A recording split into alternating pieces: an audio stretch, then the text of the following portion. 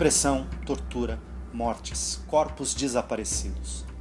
É sobre esses casos que a Comissão da Verdade vai se debruçar. Casos de grave violação de direitos humanos que ocorreram no Brasil entre 1946 e 1988. Criada em âmbito nacional para investigar e esclarecer como operavam e quem financiava os aparelhos de terror do Estado, principalmente no regime militar, a Comissão da Verdade se articula também em alguns estados e municípios que estão interessados em jogar luz nos porões da ditadura. Discutir caminhos capazes de efetivar o direito à memória e à verdade histórica é promover reconciliação nacional, é reconhecer erros e compreender o passado para fortalecer a democracia e os direitos das pessoas e da sociedade hoje e no futuro, por um país mais transparente, melhor e mais justo. Olá, o Melhor e Mais Justo de hoje discute os desafios e as possibilidades da Comissão da Verdade.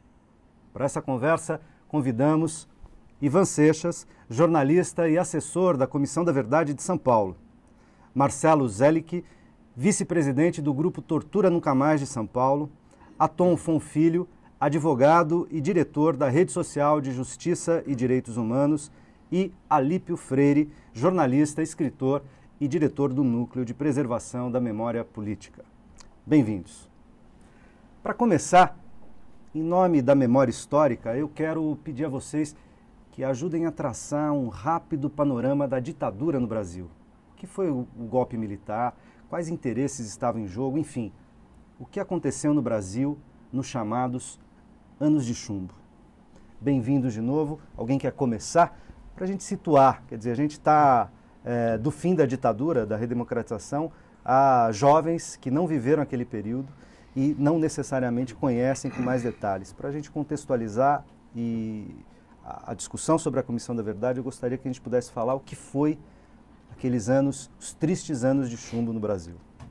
Alípio. Bem, antes de tudo, é importantíssimo nós lembrarmos que nós tínhamos um governo constitucionalmente eleito do presidente João Goulart, que para tomar posse já tinha havido uma tentativa de golpe, cuja eleição foi confirmado, porque foi feito o plebiscito depois com relação ao parlamentarismo, ou seja, ele foi eleito 2 vezes, constitucionalmente, né? E este governo tinha um programa que envolvia vários projetos tanto dos nacionalistas, quanto dos trabalhistas, quanto dos socialistas e comunistas, e a democracia cristã progressista, de reformas para o Brasil.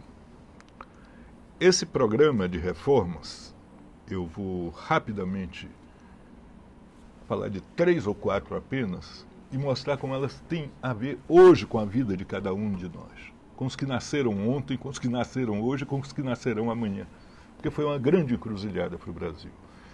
Era um projeto de desenvolvimento nacional, de forma independente em termos internacionais, não subordinado aos Estados Unidos, ainda que fosse um projeto capitalista de desenvolvimento, e livre para negociar com qualquer país de qualquer dos 2 blocos que se armaram naquele momento, depois da Segunda Guerra, que era o bloco capitalista, liderado pelos Estados Unidos, e o bloco socialista, liderado pela União Soviética. Bom, esse projeto de desenvolvimento nacional com distribuição de renda envolvia uma cesta básica capaz de satisfazer uma família de trabalhadores real, as necessidades reais e básicas de uma família. Se nós tivéssemos essa cesta básica funcionando hoje como referência para o salário mínimo brasileiro seria de R$ 2.600 a R$ 2.800. Reforma agrária ao longo das rodovias, das ferrovias e em torno dos açudes. As rodovias e ferrovias, por razões óbvias de escoamento da produção, porque não basta produzir, é preciso escoar. E nos açudes, quem conhece a história do Nordeste sabe a importância que tinham, e ainda tem os açudes, né? Na época, são reservatórios de água, feitos com dinheiro público, né? Mas em terras privadas. E quando chegava a seca, e os pequenos camponeses ou os trabalhadores rurais tinham que se retirar porque não tinha mais água, se parassem para beber no açude, eles levavam até tiro, porque tinha jagunços lá postos pelo dono da terra, né? Porque aquela água era das vacas do senhor da terra. As vacas nos dois sentidos, reais e metafóricos. Então está tudo certo.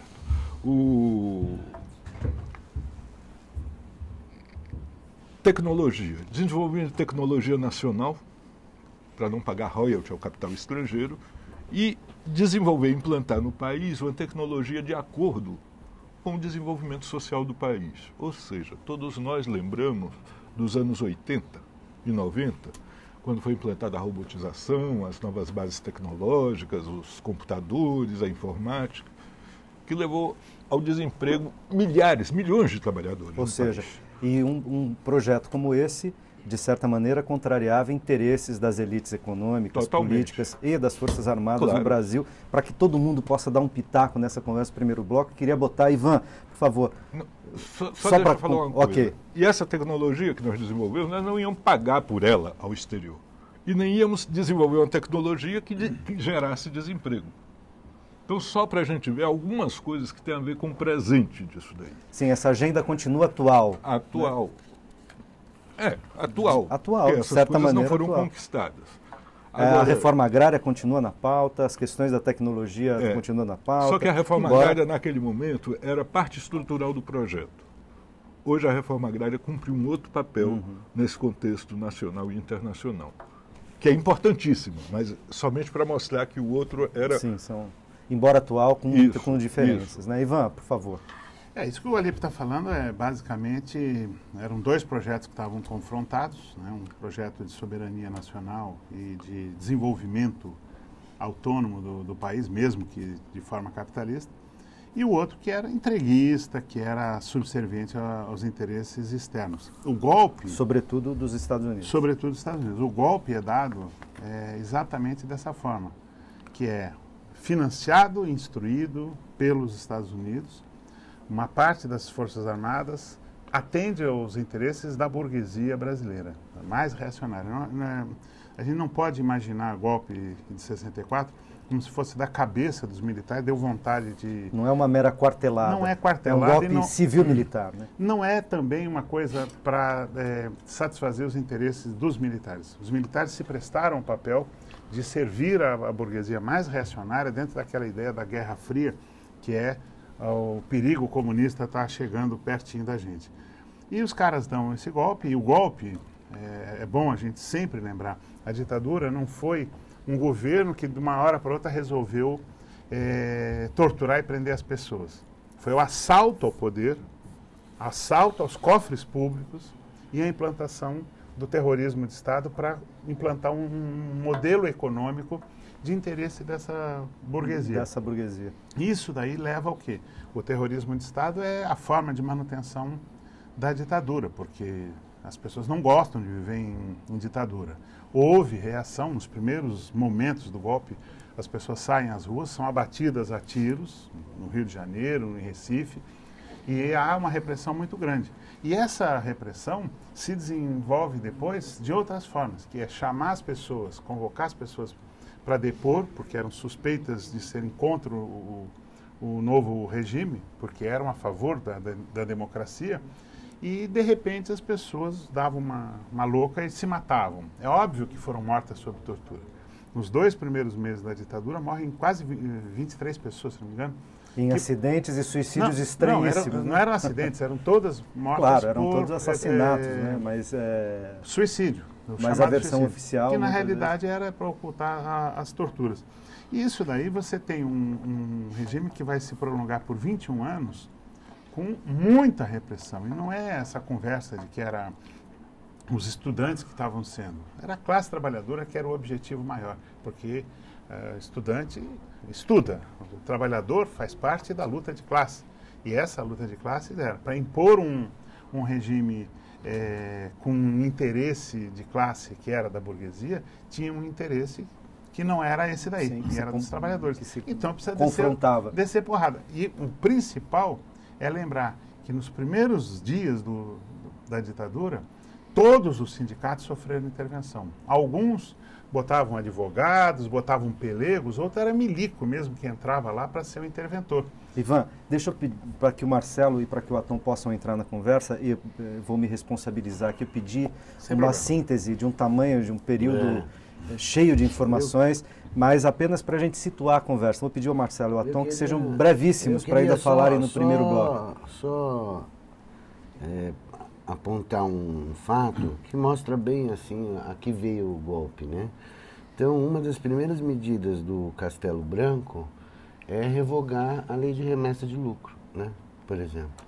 É uma das primeiras. Ele vai lá, o Jango herdou esse projeto, não era nem do Jango, era anterior, vindo do tempo do próprio Jânio Quadros, não sei se é o Jânio Quadros que começou com isso, e caiu para ele. Ele vai lá e diz, não, é isso aí mesmo, vamos lá, vamos limitar essa remessa, vamos disciplinar isso, vamos ver, o dinheiro tem que ficar no país, tem que ser investido aqui, tal.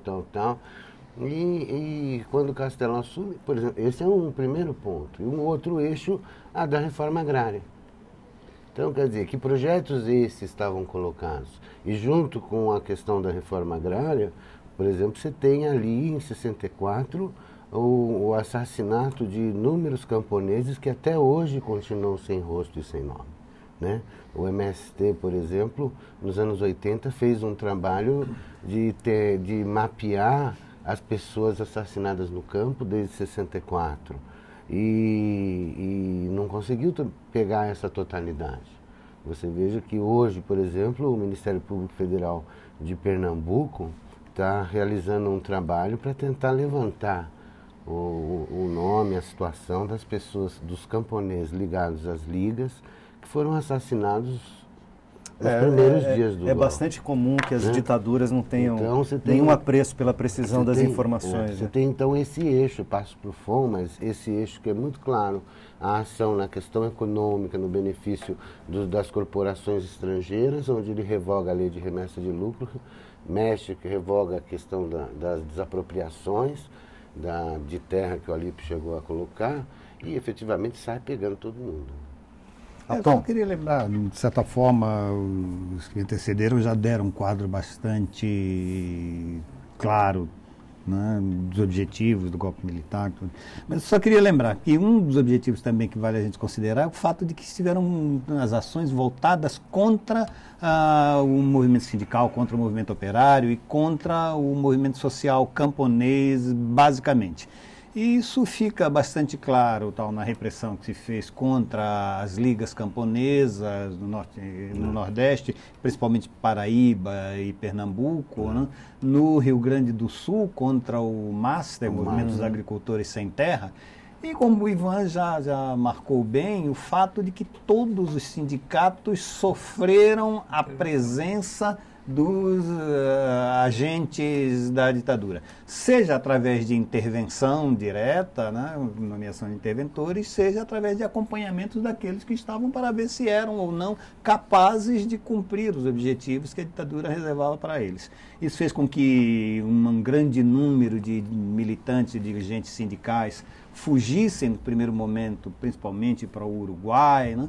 Mas todo esse pessoal imediatamente, já 6 meses depois, 1 ano depois, começa a retornar e o movimento sindical começa também a entrar nessa luta pela retomada das lutas, principalmente porque um dos elementos que os militares adotam no plano econômico, com vistas a atender os interesses da elite econômica, é uma política brutal de arroxo salarial. Tá certo? E essa política brutal de arroxo salarial faz com que o proletariado, com que os operários se voltem a colocar as suas demandas. Então, aqueles dirigentes, quando voltam, já voltam participando das disputas pelas direções sindicais, ganhando as direções sindicais. Pelas demandas sociais e começando a organizar essas lutas novamente. Então, a ação organizada do movimento sindical, né, é mais rápida a retomada. Já do movimento camponês, né, só vai retomar mesmo já no início da década de 80, na primeira metade da década de 80. Porque a repressão foi muito mais brutal, assassinaram basicamente os dirigentes camponeses. Maravilha, eu tenho que fazer um rápido intervalo. A gente teve um quadro geral do período dos anos de chumbo no Brasil e daqui a pouco a gente volta para discutir a Comissão da Verdade. Até já.